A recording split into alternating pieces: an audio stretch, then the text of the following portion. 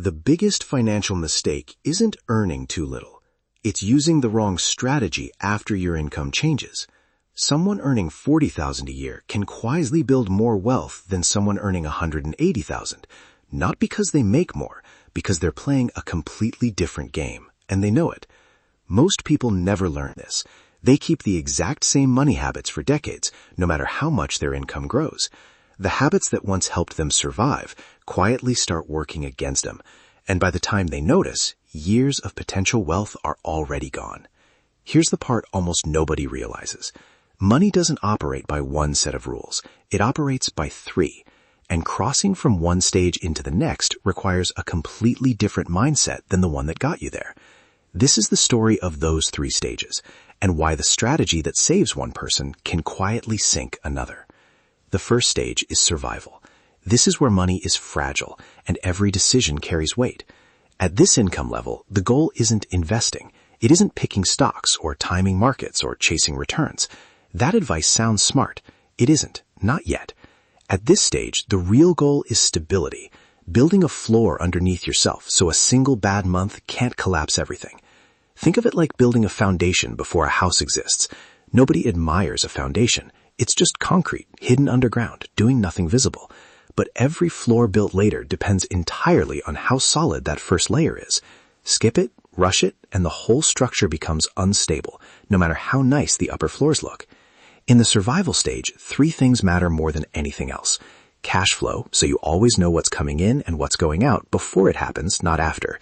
Debt, especially the expensive kind, which quietly acts like a hole in that foundation, draining resources before they can be used for anything else. And an emergency cushion, even a small one, because without it, every unexpected expense becomes a crisis that undoes months of progress in a single afternoon. There's a psychological trap hiding here too.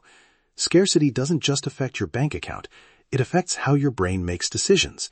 When money feels tight, people tend to think in emergencies, grabbing whatever short-term relief is available, even when it costs far more later. That's not a character flaw. It's how human psychology responds to pressure.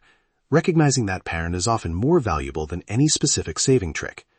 The real move at this stage isn't complicated. It's protecting the downside, growing income where possible, and building skills that increase future earning power. Because the first stage was never about getting rich, it was about becoming impossible to knock down. Then something shifts. Income rises. The bills get paid on time. There's actual room left over at the end of the month. This feels like winning. At first, this sounds logical. It isn't. Because the moment survival is solved, a new danger appears, and it's far more dangerous than the first one, because it doesn't feel like danger at all. It feels like a reward. This is the acceleration stage, and its biggest threat has a name: lifestyle inflation. Income goes up, and spending quietly rises right alongside it. A bigger apartment, a nicer car, subscriptions nobody remembers signing up for. None of these decisions feel reckless in the moment. Each one feels earned. Here's where everything changes. If spending rises exactly as fast as income, the extra income was never really extra. It just changed shape. Someone earning far more than they used to can end up building wealth at the exact same pace as before, sometimes even slower, and never understand why. This is where identity quietly takes over from math. As income grows, spending often becomes less about needs and more about signaling to others and to yourself that you've made it. That instinct is completely human. It's also one of the most expensive instincts a person can have. The way out isn't more willpower. Willpower is unreliable. It runs out by the end of a long day, exactly when the tempting purchase shows up. The real solution is systems. Automation that moves money into savings and investing before it ever reaches a spending decision. Not because discipline is weak, but because removing the decision entirely is stronger than any discipline could ever be. This is also the stage where opportunity cost becomes the quiet main character. Every dollar spent today isn't just a dollar. It's a dollar that will never get the chance to grow. Money invested early behaves like a snowball rolling downhill, small at first, almost pointless looking, until suddenly it isn't. The size doesn't come from the push at the start. It comes from time, doing what time does if you let it. There's another force working against people at this stage, and it has nothing to do with income at all. Decision fatigue. Every choice a person makes during the day, what to eat, what to wear, what to say in a meeting, draws from the same limited mental reserve. By the time a financial decision arrives, that reserve is often already spent. This is exactly why so many financial mistakes happen in the evening or after a stressful day, when the part of the brain responsible for long-term thinking has quietly clocked out. The numbers tell a completely different story than most people expect here. Two people with wildly different incomes can end up in wildly different financial positions, not because one earned more, but because one let the snowball roll, uninterrupted, for years longer than the other. Acceleration isn't about restriction, it's about direction. Letting income actually build something instead of quietly evaporating into a slightly nicer version of the same life. And then, for those who reach it, everything changes again. At the highest income, at this level, something strange happens. Earning more stops being the advantage it once was. This is the preservation stage, and the psychology here is even more interesting than the first two combined. Because loss aversion, the very human tendency to fear losing something far more than we enjoy gaining something equal, becomes the dominant force in every decision. The real problem isn't income anymore. Income was already solved chapters ago. The real problem becomes protection. Keeping what's been built matters more than adding to it, because losing a large amount is mathematically far harder to recover from than building it was in the first place. Picture wealth here less like a stack of cash and more like an engine, one built from multiple parts working together.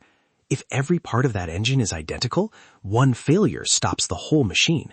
Diversification exists for exactly this reason, spreading risk across different assets, different income sources, different exposures, so no single failure can bring the entire system down at once. This is where concentration risk quietly becomes the enemy. A single business, a single income source, a single asset that makes up almost everything someone owns. It feels powerful while it's working. It becomes fragile the moment it isn't. At this stage, people obsess less over chasing higher returns and more over avoiding catastrophic ones. That sounds counterintuitive at first. It isn't once you understand the math. Recovering from a small loss takes a little time. Recovering from a massive one can take a decade or never fully happen at all. Preservation isn't caution for its own sake. It's the only strategy that makes long-term wealth possible in the first place. There's a psychological shift here too, one that rarely gets discussed. Scarcity thinking, the instinct that kept someone careful and alert back in the survival stage, doesn't automatically disappear once real wealth arrives. Some people carry it with them for life, hoarding far more than they need out of a fear that never got updated. Others swing too far the other way, into an abundance mindset so loose it stops distinguishing between calculated risk and reckless risk. The healthiest version sits in between, treating money as a tool to be managed deliberately, not a threat to be feared, and not a trophy to be flaunted. There's a longer game being played here too. Time leverage, using existing assets and existing systems to work without needing constant new effort. Multiple income streams, not because one isn't enough, but because relying on exactly one is its own quiet risk. And eventually, legacy, thinking not just about a lifetime, but about what continues afterward. 3 stages, 3 completely different games, and the same set of habits almost never works across all of them. Someone stuck using survival habits during acceleration ends up hoarding cash that should be growing. Someone using acceleration habits during preservation ends up chasing returns instead of protecting what took decades to build.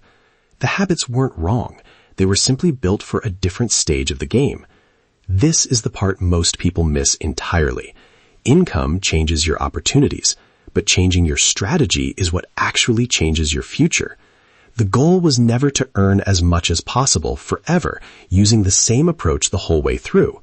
The goal was recognizing exactly which stage you're standing in right now and playing that stage correctly, instead of replaying yesterday's rules in a game that has already changed underneath you.